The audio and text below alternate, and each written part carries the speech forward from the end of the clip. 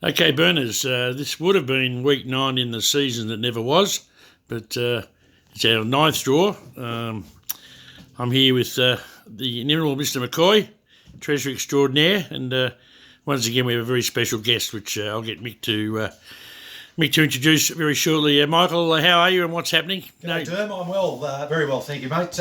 Yes, this is in lieu of round 9, June 13. This coming Saturday we were going to play Roval, so at home. So it's a home game. So, easy win that one. We would have smashed them. Well, I think you're right, Derm. No doubt about that. And so 2 draws. One 300, the cash draw for the 300 club, and the other one is for the wine from the Borderlies, mate. So, how much is the cash worth again? Just a reminder. $300, mate. $300. So you get your money back if you win. So beautiful. That's what it's all about. Bad I'm due news for a about win. The footy's been called off for the year. But stand by supporters and the faithful. We'll try and get something happening before the end of the year in terms of getting you up at Moreton Park and giving you some entertainment.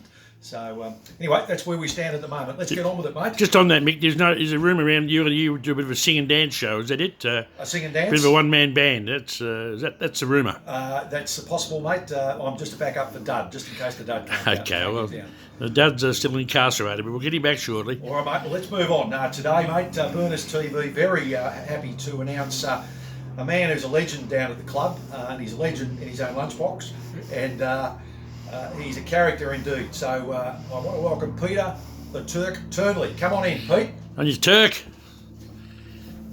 Here he is. Thanks, Michael, and Dirk. Great to be here.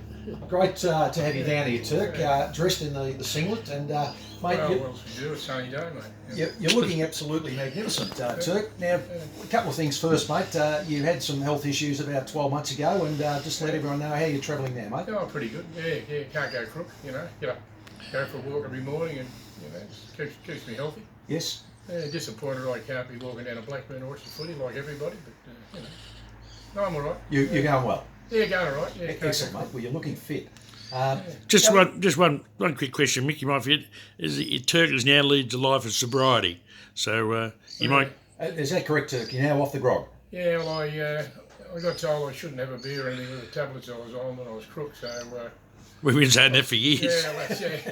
Didn't need the tablets to make much difference here, but no, I was told I should probably reduce it greatly, so I thought, well, if I can't have one beer and then go home, so I thought I'll just have none.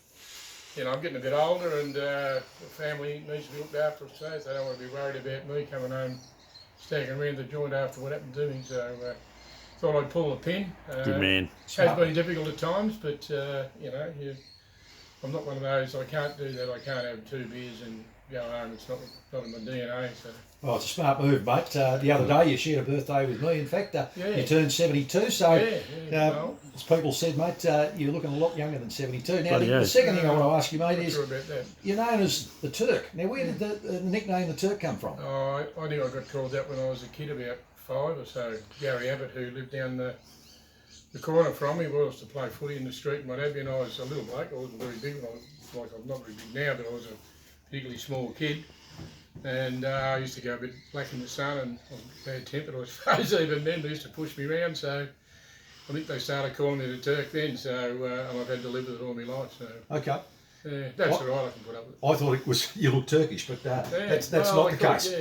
Maybe you did when you were 5. Might be. Might be. Yeah, no, it was. It's one of those things you just get a handle and you have to bear it. So. Absolutely. Yeah, it's all right. Know all about it, mate. Could have been a lot worse, I can tell you. I've been called other things I wouldn't be wanting to call every day.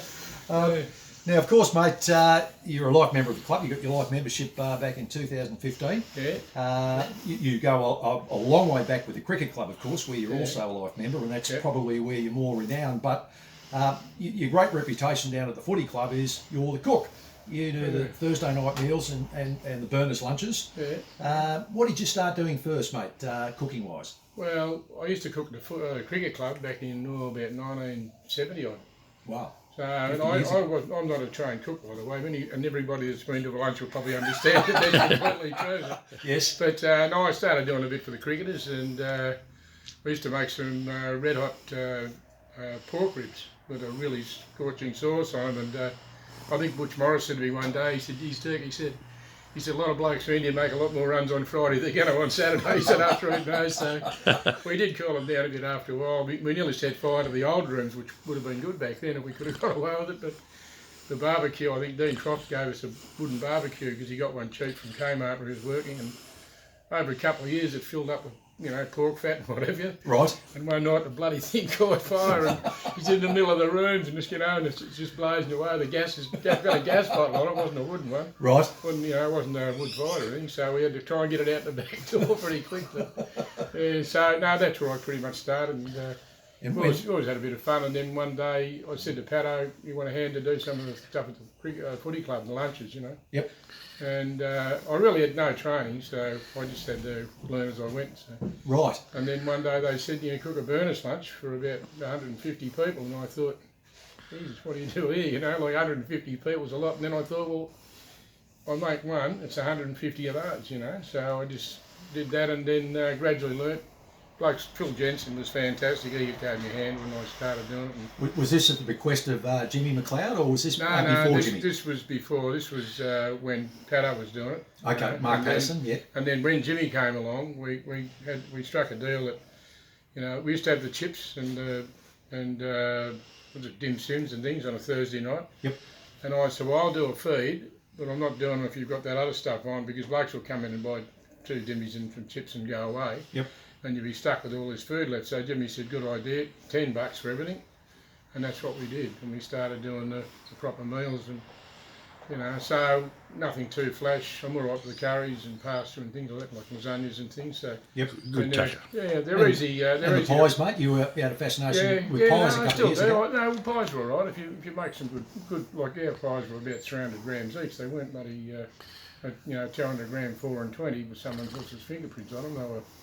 They were fair income. They were pretty good, some of them. So we vouch for that. Yeah, so we don't do it too often now because it's a bit, it's labour intensive. But any like with all the lunches you've done over the years, mate, any sort of famous things that might have happened in the kitchen?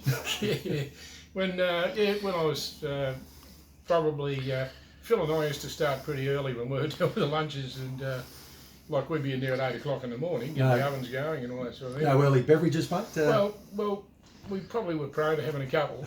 Anyway, one particular day we were there and we were cooking away and we got everything out, the roast beef and everything we'd done in the ovens turned out it was a pretty good feed. And one of the blokes walked past me, he said, you wouldn't have any vegetables, would you? And I went, bloody vegetables? And I walked over and looked on the stove and there's this huge pot of, beans and carrots and all that. And Phil just looked at me and I said, tell them they weren't good enough to put on the table. And that was it, because we just forgot to cook them. And I think possible reasons could have been I was distracted. Other reasons might have been I'd hurt my hand and couldn't do it. But the real reason was we'd over-refreshed, I think, by then. And I just forgot about them, like we had them all ready to go. But they didn't make the line, unfortunately. I know a few blokes would be more than happy not to have any veggies on their plate. That's right. Probably Kim Tooney probably springs to mind as one. There'd be a few blokes around that scrape them off the bin straight away. So. Absolutely. But no, that was probably the most memorable thing we did wrong. But you have the odd mistake every now and again. The oven goes a little bit too far, and you get things out a little bit overcooked. And every now and again, it's really trap if you try to cook and it's been really cold. Like in a fridge somewhere and it's already to go in the oven, but you put it in, you think, usually say an hour and a half, 2 hours or something. Yep. But if it's been in the fridge all night and it's still really cold, it's got to go nearly 3. So, those are the sorts of little things that used to go wrong. So, you learn by your mistakes, and we learn a lot. Now, tell me, mate, we had someone on a couple of weeks ago, Carlos. The Jackal, had a bit of a crack at you, mate. He reckons you suggested the burgers and then you've rolled one in 3 years. What do you say to him, mate? Well, I thought Carl been in business for himself, owned his own shop and he's managed a few shops. And I thought one of the first rules in business is when you buy a dog, you don't bark yourself. So I got him down there to do the burgers and he expected me to stand there and scratch his ass for him while he was doing it. I said, no way. I said, get off, just do it yourself, And he had Dermy down there helping him. What did he want? He looked like the 3 blind mice sitting in a row, rolling burgers. I said, get out. And Dermy, I got him down there, I think. He come down one day. I don't know what year it was, a while ago now, but we got him down to paint some chairs, and he said he got there in April to paint chairs, and he got over in September and didn't know where he'd been. So, some funny things happened down there, but the group's really good, what I do is not really that hard in some ways. It's just you got to organise it. But the people you get helping you, like Phil and Lou McLeod and all those guys, and the girls come in, put the food out, and Yeah, your good wife Pat and her friend Pat. Yeah, no, they're fantastic. So we got some really good people, and Jimmy's fantastic, organises the lunches, and Yep. always get some good people there. So it's really good, and you take a bit of pride in doing it. So we're sort of over making silly mistakes, I think now. So Yep. And just waiting for the new club rooms, mate. New kitchen. Can't wait for to get it that. and have a crack, mate. Yeah, that's going to be good. Like to get it really big and sort it out. And I think we're getting a lot of pretty new equipment, so I might have to learn a little bit about it. But You might have to learn how to cook, mate. well, you have to get a book, get a recipe. But no, well, we did say that if we ever have a thing up above the kitchen, it'll be the rest the cafe with no recipes. 'Cause nothing's ever the same twice. Because we make it up as we go. But no, it'd be good, to be there and do it. And we're hoping to update delivery and all the stuff, all the equipment, the chairs and everything. So if we do it, we're going to try and do it like a. We've been to Crown Palladium and places like that a few times, and you just see what they do. It's not really that hard to make everything look real good. So we're just hoping we can live up to what we get created Mate, for us. I'm sure you're going to be able to do that too, because you've always risen to the occasion over many, many years down the club. So, mate, fantastic having you down here, and great to see you're in good health. Yeah, no. And you're a legend of the club, and you people should know that you do an enormous amount of Thursday night meals, Saturday lunches. Yeah. Now we're going to move you on now, mate. We want you that's to good. spin the barrel. Yep. We've got 2 draws to do. Now just get there, mate. Turn it You better anti-clockwise. give it a Give it a good spin, Turk. Give it a spin. Yeah, that's it, mate. That's enough now. Just roll it until you get one out, Well, mate. come, just keep going. One will come out. One will come out, mate. Just keep going. We'll let you know when it comes There it is. Okay. Show the camera, mate, what number it is. Show me the Turkish. Number 9, looks it. Is that 9? Yeah, it is a 9. 9, That's yeah. a 9. Yeah, number That's Brent Baxter. Brent Baxter. Oh, Yes, no, Brent. Good man, Brent. Well done, mate. You're $300 richer. Yeah, when we Give see me that, that one. Brent, your shout first night. Yeah, absolutely. Give me that. You be buy Shout Turk, it'll be very cheap. All right, mate. Another spin, Turk. This is for the half a dozen De Bortoli wines. Oh, good De Bortoli Vino. Oh, there we got a ball. What number is this one, Turk? I'll tell you what, I nearly panicked then. I thought it was the same. Number 6. Number 6. Yeah. Number 6. That's Phil Jensen. Oh, you love that. Yeah. Oh, loves his wine. So well done, Phil. Single digit figures like my batting average. Mate, thanks, Turk. Go on, Nick. We probably shouldn't shake hands, but we'll have to go in isolation now for a few weeks.